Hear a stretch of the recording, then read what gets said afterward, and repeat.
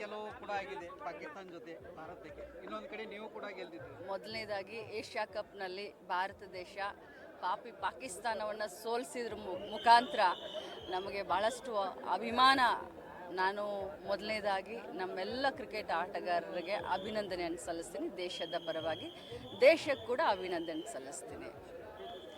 ಇವತ್ತು ಮಲಪ್ರಭಾ ಸಹಕಾರಿ ಸಕ್ಕರೆ ಕಾರ್ಖಾನೆಯ ಒಂದು ಚುನಾವಣೆಯಲ್ಲಿ ಈ ಮಲಪ್ರಭಾ ಸಹಕಾರಿ ಸಕ್ಕರೆ ಕಾರ್ಖಾನೆಯ ಪುನಶ್ಚೇತನ ಪ್ಯಾನಲ್ ಅಂತ ನಾವು ಕಿತ್ತೂರು ಶಾಸಕರಾದಂಥ ಬಾಬಾ ಸಾಹೇಬ್ ಪಾಟೀಲ್ರು, ಅದೇ ರೀತಿ ಖಾನಾಪುರ ಶಾಸಕರಾದಂಥ ವಿಠ್ಠಲ್ ಹಲ್ಗೇಕರ್ ಅವರು, ಚನ್ರಾಜ್ ಅವರ ನೇತೃತ್ವದಲ್ಲಿ 15 ಜನರ ಪ್ಯಾನಲ್ ನಿಲ್ಲಿಸಿದ್ವಿ.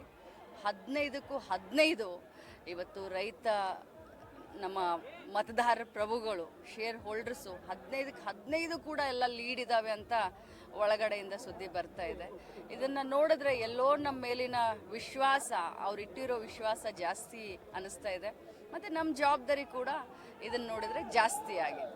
ಸಾಕಷ್ಟು ವಿರೋಧ ಕೂಡ ಇತ್ತು. ವಿರೋಧಿಗಳಿಗೆ ಭಾಳಷ್ಟು ತುರುಸಿನ ಇಲೆಕ್ಷನ್ನಲ್ಲಿ ನಾವು ಏನೇನು ವಾಗ್ದಾನವನ್ನು ಮಾಡಿದ್ದೀವಿ. ನಮ್ಗೆ ಯಾರು ವಿರೋಧಿಗಳಿಲ್ಲ. ಇದು ಇಲೆಕ್ಷನ್, ಇದು ಸಹಜವಾಗಿ ಮಾತು ಪ್ರತಿ ಮಾತು ಇರುತ್ತೆ.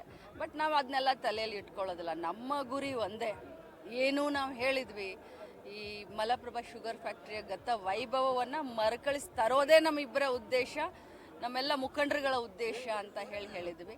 ಆ ನಿಟ್ಟಿನಲ್ಲಿ ನಾವೆಲ್ಲರೂ ಸೇರ್ಕೊಂಡು ಕೆಲಸ ಮಾಡ್ತೀವಿ, ವಿಶ್ವಾಸವನ್ನು ಉಳಿಸ್ಕೊಳ್ತೀವಿ.